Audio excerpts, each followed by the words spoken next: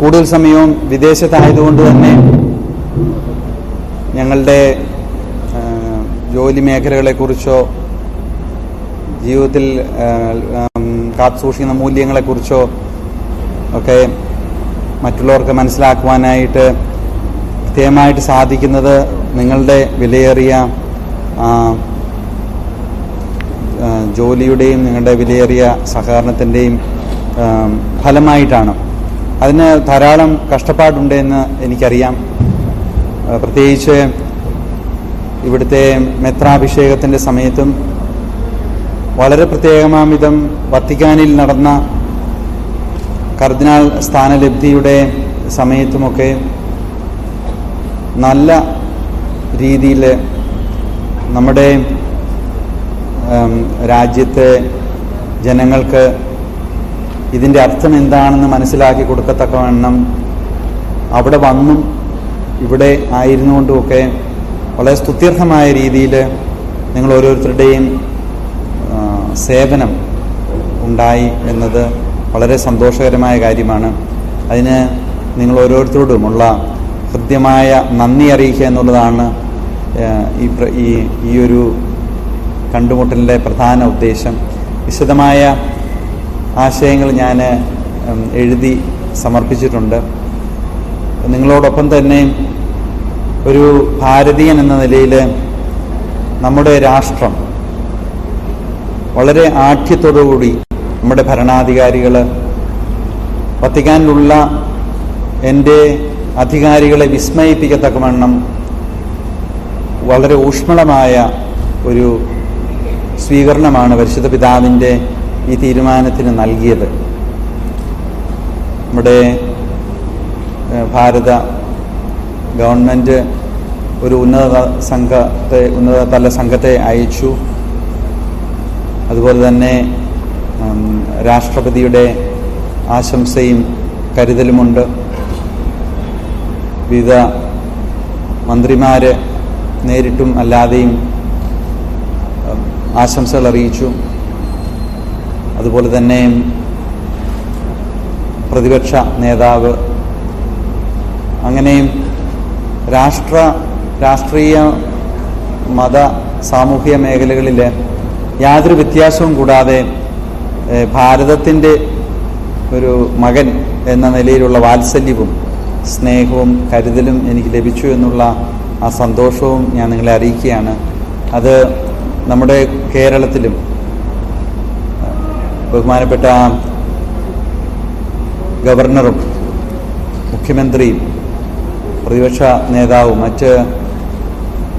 എല്ലാവരും തന്നെ മറ്റ് മത രാഷ്ട്രീയ മേഖലകളിലുള്ള എല്ലാവരും തന്നെ വളരെ സ്നേഹത്തോടുകൂടി ഊഷ്മളമായ ഒരു സ്വീകരണമാണ് ഈ ഒരു അവസരത്തിൽ എനിക്ക് നൽകിയത്. അപ്പോൾ അതിന് ഉള്ള അഗൈതവമായിട്ടുള്ള നന്ദി ഞാൻ ഇവിടെ രേഖപ്പെടുത്തുകയാണ്.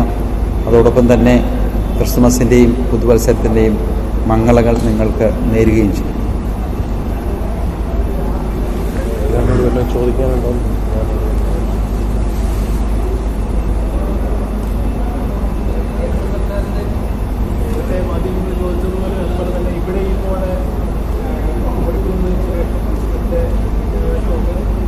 ആഗ്രഹം പ്രകടിപ്പിച്ച പോലെ മാർപ്പാപ്പ അടുത്ത വർഷം ഭാരതം സന്ദർശിക്കാൻ എന്തെങ്കിലും സാധ്യതയുണ്ടോ? പരിശുദ്ധ പിതാവ് ഭാരതം സന്ദർശിക്കാനായിട്ട് എപ്പോഴും തൽപരനായിരുന്നു. ഇപ്പോൾ ഉള്ള ഒരു അവസ്ഥാവിശേഷം എന്ന് പറയുന്നത് കോവിഡ് കാലത്തിന് മുമ്പുള്ള ചില യാത്രകൾ അതിൻ്റെ ക്രമീകരണങ്ങൾ അവസാനിച്ചതേ ഉള്ളൂ. ഈ 2025 ഈശോ ജനിച്ചിട്ട് 2025 വർഷമാകുന്നതിൻ്റെ മഹാജൂബിലി ആഘോഷങ്ങളുണ്ട്. ഏതാണ്ട് 80ഓളം പരിപാടികൾ റോമിൽ തന്നെ ക്രമീകരിച്ചിട്ടുള്ളതുകൊണ്ട് അതിനുള്ള സാധ്യതകൾ കുറവാണ് 2025. അതേസമയം തന്നെ 2025 അതിൻ്റെ ഒരുക്കങ്ങൾ തുടങ്ങാനായിട്ടും സാധിക്കും. ഏതാണ്ട് 7-8 മാസത്തോളം നീണ്ടു നിൽക്കുന്ന ഒരുക്കങ്ങൾ വേണം. പ്രത്യേകിച്ച് റോമിൽ നിന്ന് ഇത്രയധികം ദൂരം മാറിയുള്ള ഒരു രാജ്യത്ത് യാത്ര ഒരുക്കണമെങ്കിൽ. അപ്പോൾ അതിലേക്ക് കടക്കാനുള്ള നിർദ്ദേശങ്ങൾ ലഭിക്കുകയാണെങ്കിൽ 2025 അവസാനം 2026 അപ്രകാരം പരിശുദ്ധ പിതാവിൻ്റെ യാത്ര പ്രായോഗികമായി സംഘടിപ്പിക്കാനായിട്ട് ബുദ്ധിമുട്ടുണ്ടാവുകയില്ല.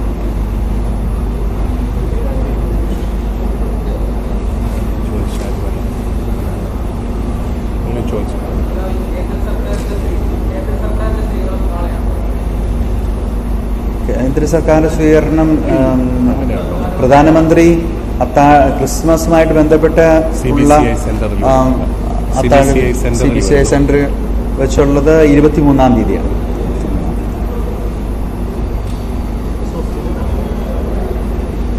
ക്രിസ്മസ്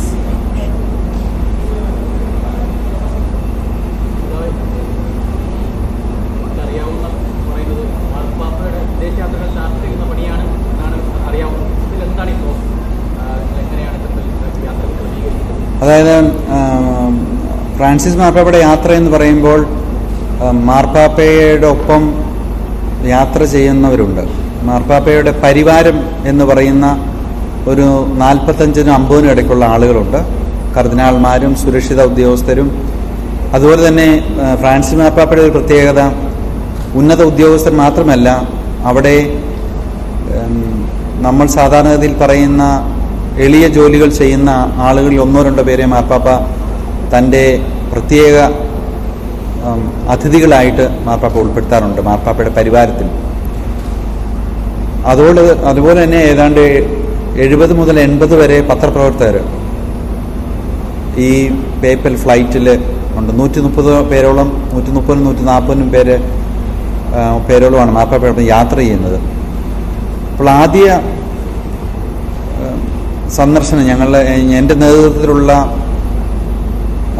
ആ സംഘം ആദ്യം പോയി നമ്മളുടെ ഈ രാജ്യത്തു നിന്ന് കിട്ടിയിരിക്കുന്ന മെത്രാൻ സംഘത്തിൽ നിന്നും അതുപോലെ തന്നെ ഗവൺമെൻറ്റിൽ നിന്ന് ലഭിച്ചിരിക്കുന്ന നിർദ്ദേശങ്ങൾ അനുസരിച്ച് ഉള്ള സ്ഥലങ്ങൾ നമുക്ക് മാർപ്പാപ്പയ്ക്ക് പോകാൻ സാധ്യമാണോ എന്ന് ആദ്യം അത് പഠിക്കാൻ വേണ്ടിയാണ് ആദ്യമായിട്ട് ഞങ്ങൾ പോകുന്നത്. ഏതാണ്ടൊരു 12 പേരോളം അടങ്ങുന്ന ഒരു സംഘം.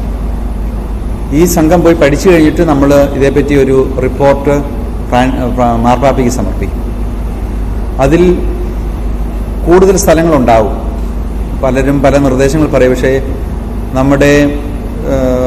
നമുക്ക് ലഭിച്ചിരിക്കുന്ന നിർദ്ദേശങ്ങൾ മാർപ്പാപ്പ പറഞ്ഞതനുസരിച്ചും അതുപോലെ സമയത്തിൻ്റെ പരിമിതി, മാർപ്പാപ്പയ്ക്ക് ചെന്നെത്താൻ പറ്റാത്ത ബുദ്ധിമുട്ടുകൾ യാത്രയെ ഞങ്ങൾ ചെല്ലുമ്പോൾ കണ്ടെത്താം. Wheel chair ചെല്ലേണ്ടതാണ്.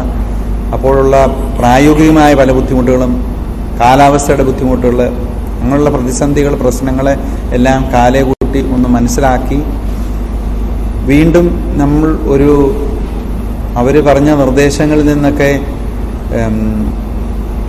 കുറേയെല്ലാം മിക്കവാറും ചില അവസരങ്ങളിൽ പരിപൂർണമായി സ്വീകരിക്കാം. ചില അവസരങ്ങളിൽ അതിൽ പല പരിപാടികളും പ്രായോഗികമല്ലാത്തതുകൊണ്ട് അല്ലെങ്കിൽ പല കാരണങ്ങൾ കൊണ്ടോ അത് നമ്മൾ മാറ്റിയിട്ട് ഒരു പ്രോഗ്രാം നമ്മൾ തയ്യാറാക്കും. ഈ പ്രോഗ്രാമുമായിട്ട് 2ാമത്തെ പ്രാവശ്യം വീണ്ടും വന്നു കഴിഞ്ഞ് ആ ഒരു വരവോടുകൂടിയാണ് അതിന് ശേഷമാണ് മാർപ്പാപ്പയുടെ റിപ്പോർട്ട് സമർപ്പിച്ചു കഴിഞ്ഞിട്ടാണ് യാത്ര പ്രഖ്യാപിക്കുന്നത് ഔദ്യോഗികമായിട്ട്.